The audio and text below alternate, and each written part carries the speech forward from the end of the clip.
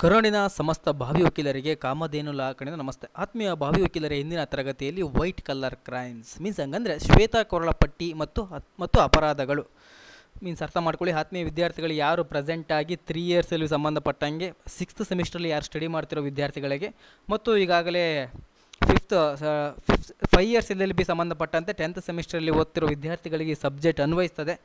ತುಂಬ easy subject, ತುಂಬ easy veil pass ಆಗ್ಬೋದು.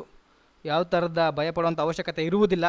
ತುಂಬ ಈಸಿ ವೇಲ್ ಪಾಸ್ ಆಗ್ಬೋದು. ಯಾವುದು ಕಾನ್ಸೆಪ್ಟ್ ಮೇಲೆ ನೀವು ಫೋಕಸ್ ಮಾಡಬೇಕು, ಯಾವುದ್ರ ಮೇಲೆ ಕ್ವಶನ್ಸ್ ರೈಸ್ ಮಾಡಿದ್ದಾರೆ ಇದುವರೆಗೂ, ಯಾವುದಕ್ಕೆ ನಾವು ಗಮನ ಹರಿಸ್ಬೇಕಂದ್ರೆ ಇನ್ನೊಂದು ತರಗತಿ ಸಂಪೂರ್ಣ ತಿಳ್ಕೊಳ್ಳೋಣ. ಭಾವಿ ವಕೀಲರೇ, ನಾನು ಹೇಳುವಂಥ ಪದಗಳ ಮೇಲೆ, ನಾನು ಹೇಳುವಂಥ ಕಾನ್ಸೆಪ್ಟ್ ಮೇಲೆ ನೀವು ಗಮನ ಹರಿಸಿ ಅಂತ ಹೇಳ್ತೀನಿ ಆತ್ಮೀಯ ವಿದ್ಯಾರ್ಥಿಗಳೇ.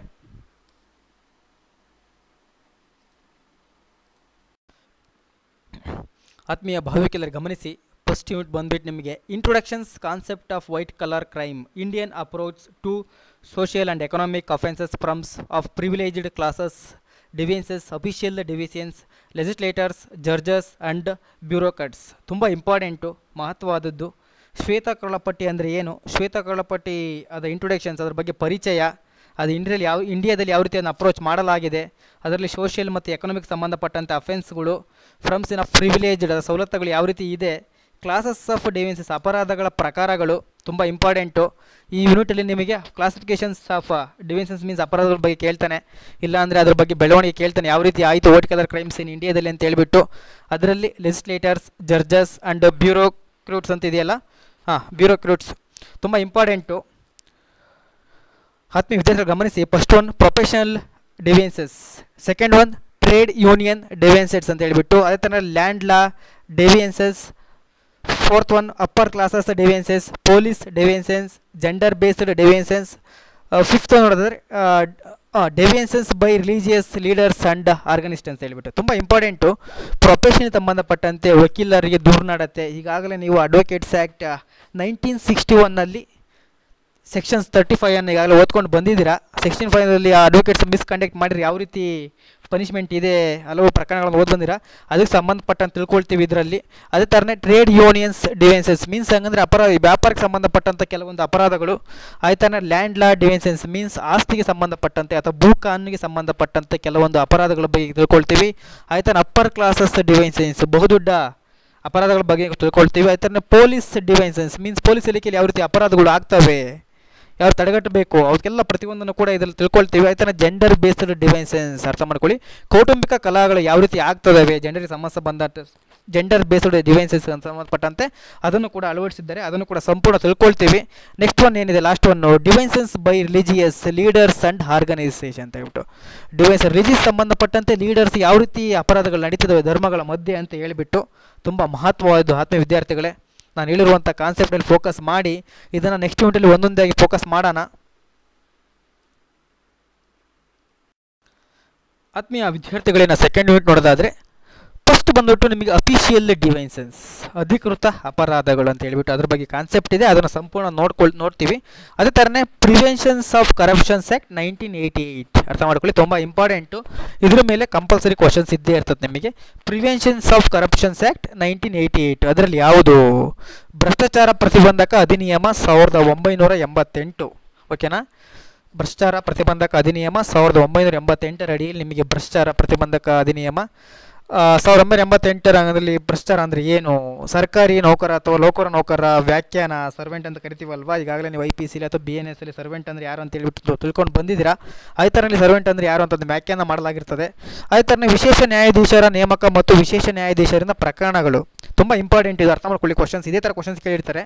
ವಿಶೇಷ ನ್ಯಾಯಾಧೀಶರ ನೇಮಕ ಮತ್ತು ವಿಶೇಷ ನ್ಯಾಯಾಧೀಶರಿಂದ ಪ್ರಕರಣಗಳ ಅಧಿವಿಚಾರಣೆ ಟ್ರೈಬಲ್ ಯಾವ ರೀತಿ ನಡೀತದೆ ಅಂತ ಹೇಳ್ಬಿಟ್ಟು ಇದನ್ನು ಈ ಆ್ಯಕ್ಟ್ ಕಾಯ್ದೆ ಸೆಕ್ಷನ್ಸ್ 3 ಮತ್ತು 4 ನೋಡ್ತೀರಾ.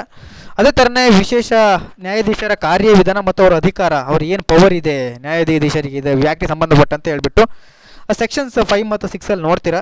ಅದೇ ಥರ ನೆಕ್ಸ್ಟ್ ಒನ್ನು ಸರ್ಕಾರಿ ನೌಕರರು ಲಂಚ ತೆಗೆದುಕೊಳ್ಳುವುದು ತುಂಬ ಇಂಪಾರ್ಟೆಂಟು.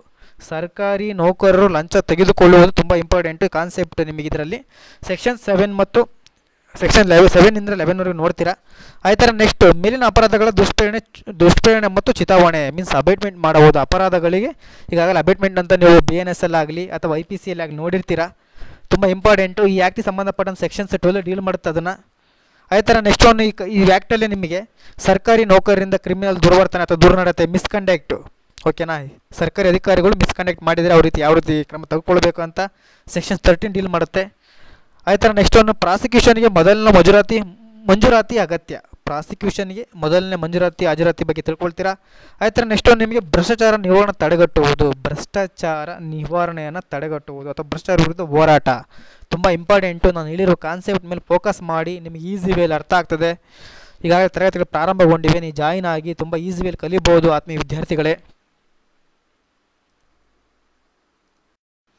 ಆತ್ಮೀಯ ಭಾವಿವಕೀಲರು ಇನ್ನು ಯೂನಿಟ್ 3 ನೋಡೋದಾದರೆ ತುಂಬ ಈಸಿ ಕಾನ್ಸೆಪ್ಟ್ ಇದೆ.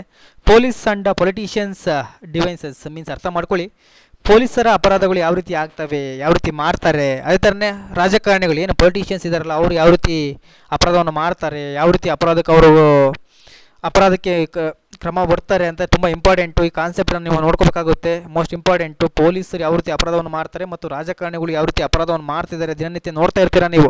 ಕಮಿಷನ್ಸ್ ವಿಚಾರ ಇರ್ಬೋದು, ಮಗದೊಂದು ನನ್ನ ಮುಂದಿನ ತರಗತಿ ಸಂಪೂರ್ಣವಾಗಿ ಹೇಳ್ತೀನಿ.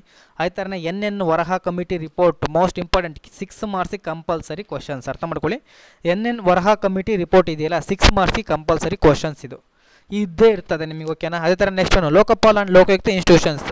ಈಗಾಗಲೇ ಅಡ್ಮಿನಿಸ್ಟ್ರೇಟಿವ್ ಲಾವನ್ನು ಓದ್ಕೊಂಡು ಬಂದಿದ್ದೀರಾ. 5 ಇಯರ್ಸ್ LLB ಸ್ಟೂಡೆಂಟ್ ಇರ್ಬೋದು, 3 ಇಯರ್ಸ್ LLB ಸ್ಟೂಡೆಂಟ್ ಇರ್ಬೋದು. ಅಡ್ಮಿನಿಸ್ಟ್ರೇಟಿವ್ ಲಾದಲ್ಲಿ ಲಾಸ್ಟ್ ಯೂನಿಟಲ್ಲಿ ನಿಮಗೆ ಲೋಕಾಯುಕ್ತ ಮತ್ತು ಲೋಕಪಾಲ್ ಬಗ್ಗೆ ಈಗ ಸಂಪೂರ್ಣವಾಗಿ ಅಧ್ಯಯನ ಮಾಡಿದ್ದೀರಾ. ಅದೇ ಥರನೇ ಅದನ್ನೇ ಇಲ್ಲಿ ಕಂಟಿನ್ಯೂ ಇದೆ, ನೀವು ಅಲ್ಲಿ ಚೆನ್ನಾಗಿ ಓದ್ಕೊಂಡು ಬಂದಿದ್ರೆ ಇಲ್ಲಿ ಈಸಿ ಆಗುತ್ತೆ ನಿಮಗೆ.